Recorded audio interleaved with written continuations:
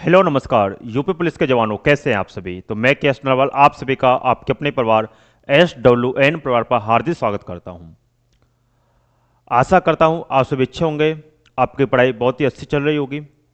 तो प्यारे साथियों, जो सभी के मन में डाउट है, जितने भी आपने कमेंट वगैरह किए थे, सभी मैं कमेंट देख लेता हूं।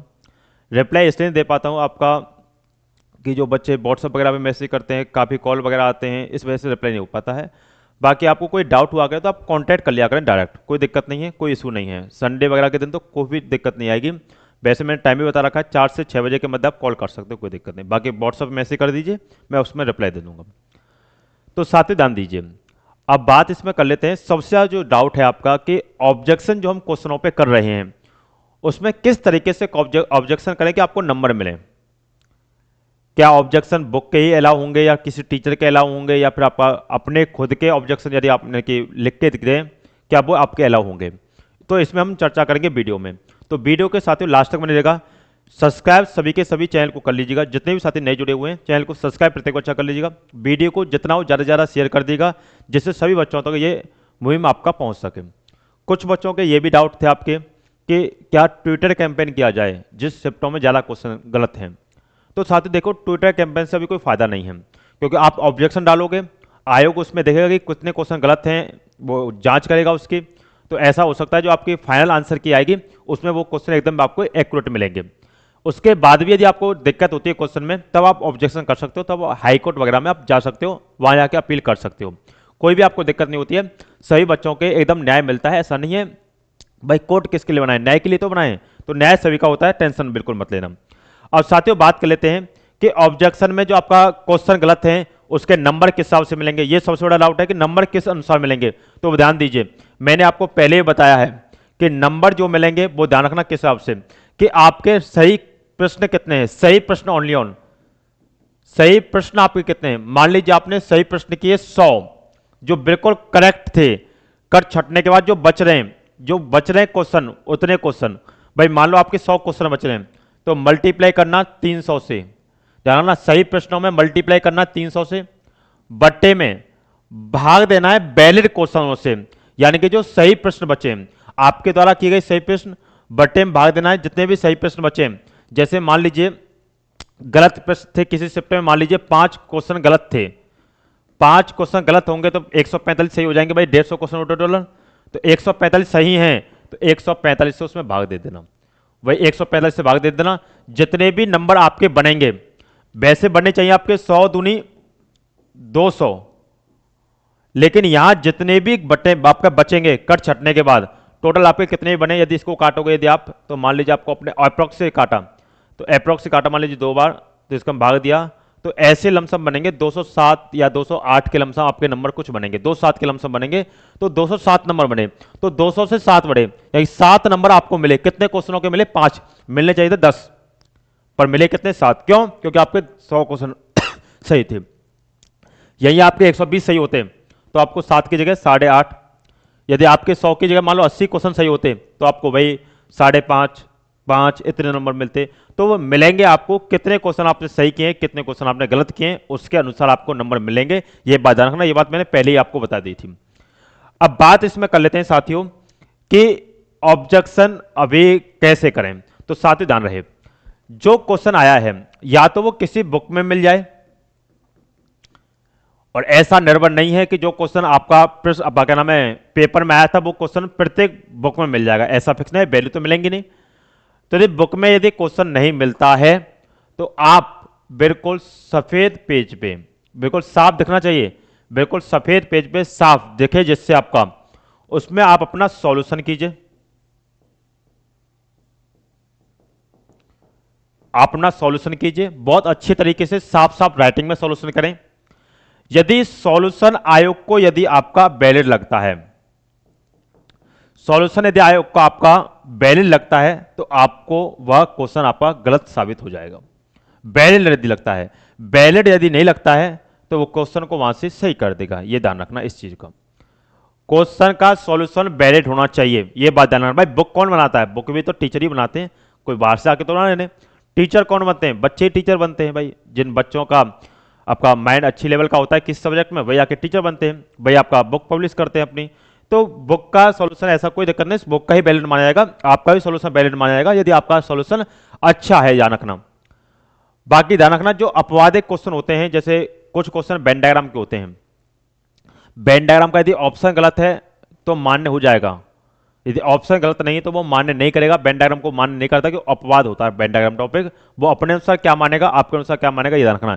एनालॉगी क्वेश्चन वो अपने अनुसार मानेगा, जैसे किसी शिफ्ट में एक क्वेश्चन था उसका, यानी कि शेर किस में रहता है, तो सार ध्यान, शेर जो है माद में रहता है और शेर आपका डैन में भी रहता है। लेकिन ये बात मैंने पहले बताई थी, जब मैंने एनालॉग टॉपिक कराया था तब भी मैंने बताया था, माद का मतलब होता है छोटी गुफा और डैन का मतलब होता है बड़ी गुफा। तो माद जो आता है वो खरगोश के लिए, आपका जितने भी सांप वगैरह चूहे वगैरह जो छोटी गुफा होती हैं, यानी कि गुफा बोलते हैं, छोटा बिल को भी भाई गुफा, लेकिन डैन होती है आपकी बड़ी गुफा। तो शेर बड़ी गुफा में होता है, छोटी गुफा में नहीं रहता है। बाकी बुकों में माद आंसर है, लेकिन एग्जामिनर इसका डैन ही मानेगा, ये बात लगाना, इस पर आप ऑब्जेक्शन नहीं कर सकते। तो जो वैलिड क्वेश्चन है उन्हीं पे ऑब्जेक्शन करें, आपका मन है करने का तो कर दे दीजिए, कोई दिक्कत नहीं है।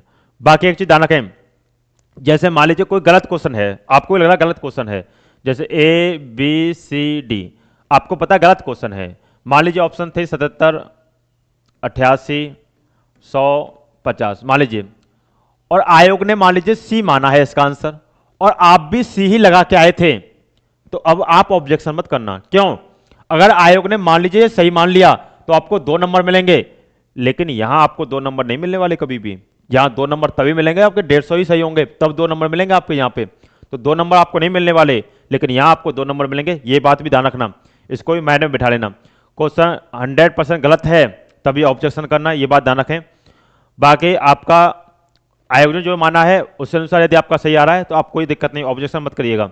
हाँ, आयोग ने जो माना है वो आपका नहीं आ रहा तो आप ऑब्जेक्शन कर सकते हो, ये बात ध्यान रखना, क्योंकि बाकी बच्चे भी ऑब्जेक्शन करेंगे।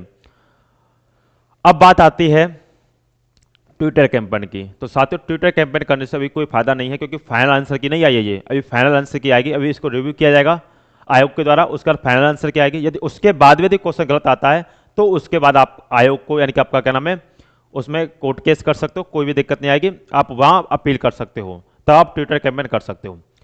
साथ ही याद रहे, जितने क्वेश्चन गलत हैं उनके नंबर आपको मिलेंगे। नॉर्मलाइजेशन में आपको बता दें किस शिफ्ट को किस अनुसार नॉर्मलाइजेशन मिलेगा। नॉर्मलाइजेशन यदि केवल और केवल शिफ्टों को बराबर किया गया तो वही 10-15 हाईएस्ट नॉर्मलाइजेशन मिलना है।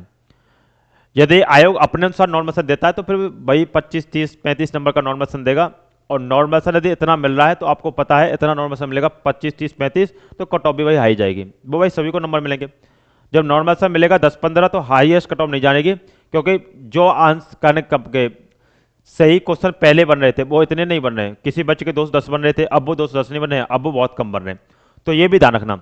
और वाकई में किसी के ज़्यादा ही कम मार्क्स हैं और जो आगे भी तैयारी करना चाहता है, जैसे मान लो एनटीपीसी की तैयारी करना चाहता है या किसी भी की भी तैयारी करना चाहता है जीडी की, तो आप एप्लीकेशन डाउनलोड कर सकते हैं। एप्लीकेशन आपको कमेंट बॉक्स में मिल जाएगा पिन होकर के, या डिस्क्रिप्शन में आपको लिंक मिल जाएगी, वहां से आप एप्लीकेशन डाउनलोड कर सकते हैं। तो साथ ही ध्यान रहे, एनटीपीसी का बैच आपके लिए प्री प्लस में मेंस, क्योंकि ध्यान रखें एनटीपीसी का बैच मेन बात होती है भाई, देखो इसमें सब्जेक्ट आते हैं जीएस, साइंस और आपका क्या नाम है मैथ और आपका रीजनिंग। अब 4 सब्जेक्ट हैं तो इसमें से 3 हमें कोर बनाने पड़ेंगे। 3 कोर सब्जेक्ट कौन से होंगे? 3 कोर सब्जेक्ट का मतलब हो जाए है, एक आपका मैथ, ये कोर सब्जेक्ट होती हैं, ये आपका रीजनिंग, एक आपका साइंस। यदि 3 पे आपका डिमांड अच्छी है, यानी कोर सब्जेक्ट है आपकी, यहाँ आपको महारत हासिल है, तो आपको एनटीपीसी में जॉब लेने से कोई नहीं रोक सकता, क्योंकि कंपटीशन बहुत हाई रहेगा, ये बात भी ध्यान रखना। तो इसके लिए आपको अच्छे लेवल से तैयारी करनी पड़ेगी, और मैं खुद आपका एनटीपीसी सेलेक्टेड हूँ, आपका प्री प्लस में मेंस दोनों ही मैंने निकाले हैं विद नॉर्मलाइजेशन। नॉर्मलाइजेशन का बहुत बड़ा खेल होता है आपका एनटीपीसी में, यानी कि रेलवे के एग्जाम में। तो नॉर्मलाइजेशन हमें किस प्रकार से मिलेगा, ये भी सबसे बड़ी बात होती है, ये बात भी ध्यान रखना। तो प्री प्लस मेंस मैंने दोनों क्वालिफाई किए हैं, और मैंने कोर्स सब्जेक्ट के अनुसार, यानी कि मेरी तो साइंस भी इतनी अच्छी नहीं है, केवल मैथ रीजनिंग के अनुसार ही मैंने प्री और मेंस अच्छे लेवल से क्वालिफाई किए थे। ऐसा नहीं मेरे 73 मेरिट गई थी आपके, और मेरे मार्क्स थे आपके 79, दूसरे आपके मेरिट गए थे आपके 84 पे, मेरे थे 93, ये बात ध्यान रखना। तो अच्छे मार्क्स थे उसमें। नॉर्मलाइजेशन मुझे अच्छा मिला था कि प्री में मुझे 17 नंबर का नॉर्मलाइजेशन था और मेंस में आपका 19 नंबर का नॉर्मलाइजेशन था। तो नॉर्मलाइजेशन किस अनुसार मिला, क्योंकि मेरे कोर्स सब्जेक्ट थे, यहां मैंने कोई भी क्वेश्चन गलत नहीं किया, सभी के सभी सही थे। तो साथ ही याद रहे, इस बैच में आपको बढ़िया चीज़ ये मिलेगी कि आपकी सभी जो फैकल्टी रहेंगे वो रेलवे सेलेक्टेड फैकल्टी रहेंगी, जिनको अनुभव रहेगा कि किस प्रकार से हमें एग्जाम को निकालना है। ये बात होनी चाहिए भाई, ज्ञान होना और एग्जाम निकालना अब बात होनी होती है, अब ज्ञान से एग्जाम नहीं निकलते हैं, हमें अप्रोच पता होना आवश्यक है। कई बच्चे आपने देखोगे यू पुलिस वगैरह में कि मैथ में ही अटक गए, या मैथ छूट गया उनका, या हिंदी छूट गई उनकी, कोई सब्जेक्ट छूट गए। तो इस प्रकार से हमें तैयारी करनी होती है, कोई सब्जेक्ट हमारा छूटे नहीं, सभी में हमें यानी कि 100 के 100 क्वेश्चन को हम एक बार घूम जाएं। तो ये आपकी अप्रोच होनी चाहिए, ये बात ध्यान रखना। तो साथ ही ध्यान रखें, रेलवे सेलेक्टेड फैकल्टी आपको मिलेंगे, ऐसा हर जगह नहीं मिलेगा आपको। हाँ, बैच के प्राइसेस थोड़े अच्छे खासे हमने रखे हैं, क्यों? क्योंकि हम आपको इसमें प्री प्लस में मेंस दोनों ही देंगे। हम एक बुक भी लॉन्च करेंगे जो कि आपको बिल्कुल मुफ्त मिलेगी। फर्स्ट 1000 स्टूडेंट, और 1000 स्टूडेंट होने में ज़्यादा टाइम नहीं है, 400-500 स्टूडेंट आपके एनरोल इसमें कर चुके हैं। तो 1000 स्टूडेंट को फर्स्ट को आपका इसमें हम बुक भी प्रोवाइड कराएंगे, रेलवे की स्पेशल बुक। ध्यान रखें, लाइव रिकॉर्डेड क्लासेज और subject classes, mock test free होंगे आपके, पीडीएफ प्लस में क्लास नोट्स मिलेंगे। वैलिडिटी 1 साल की नहीं रहेगी, वैलिडिटी तब तक रहेगी जब तक आपका मेंस का एग्जाम नहीं हो जाएगा, तब तक आपकी वैलिडिटी रहेगी। यह बात ध्यान रखना। सिलेक्शन हम किस प्रकार से लेंगे वो भी हम बताएंगे। अब बात आती है फीस की। 20 तारीख से बैच स्टार्ट होगा। फीस की यदि बात कर लेते हैं, कोई साथी यदि विकलांग है, किसी के माता पिता नहीं है, या किसी को कोई आर्थिक तंगी है, कोई भी यदि आपको दिक्कत है, तो आप मेरे को डायरेक्ट कॉन्टैक्ट कर सकते हैं इस नंबर पे 9557807448 पे। साथियों, आपका रिप्लाई जरूर आएगा, टेंशन मत लेना। यदि आपको कोई भी दिक्कत होती है तो मैं बिल्कुल आपको इस बैच को बिल्कुल मुफ्त दूंगा, ये बात भी ध्यान रखना। मैं काफ़ी बच्चों को मुफ्त पढ़ाता हूँ, मेरी फीस महंगी होती है क्योंकि सिलेक्टेड हैं हम और सिलेक्शन दिलाते हैं। अभी भी वीडियो में आपकी 9th रैंक है आपकी वीडियो में एग्जाम में। उसके बच्चे के रीजनिंग में 50 में से 50 हैं क्वेश्चन सही है, 50 में से 50 क्वेश्चन, कि 100 में से 100 नंबर सही है, उसके 100 में से 100 नंबर मिले। वीडियो में 9th रैंक थी। दिल्ली पुलिस में आपको पता है हमारी कोचिंग से 3rd रैंक, और आपका गर्ल्स में आपकी 1st रैंक थी। ऐसे बच्चे से जिनके जीएस में 50 में से 50 आए थे। मैथ रीजनिंग छोड़ दीजिए आपकी। अब आ जाए एसएससी जीडी पे। एसएससी जीडी में एक बच्चे के 160 में से 163 मार्क्स हैं। यूपी पुलिस में आ जाइए, यूपी पुलिस में एक बच्चे के आपका 267 पॉइंट कुछ नंबर हैं, एक बच्चे के 256 हैं, एक के 253 कुछ नंबर हैं। तो काफ़ी बच्चों का आपका स्कोर अच्छी लेवल का होता है, तभी हमसे बोलते हैं टॉपर्स की पहली पसंद आपका SWN। यदि कोई दिक्कत हो, भाई देखो फीस में यदि कोई दिक्कत हो तो मैं आपको मुफ्त दूंगा। यदि आप पढ़ने वाले बच्चे हैं, आपको कोई दिक्कत है तो मैं आपको फ्री दूंगा, टेंशन ना लें। बट तैयारी नहीं रुकनी चाहिए, ये बात भी ध्यान रखना। चलिए साथियों, जो आपका मैंने पुलिस वगैरह का बात आपके लिए बताई है, कोई भी यदि आपको डाउट रह गया हो तो आप हमें डायरेक्ट कॉन्टैक्ट कर लीजिएगा। चलिए साथियों, मिलते हैं आपसे नेक्स्ट वीडियो में। चैनल को प्रत्येक बच्चा सब्सक्राइब कर लीजिएगा। चलिए साथियों, यहाँ तक के लिए धन्यवाद। Bye bye, God bless you. जय हिंद, जय भारत।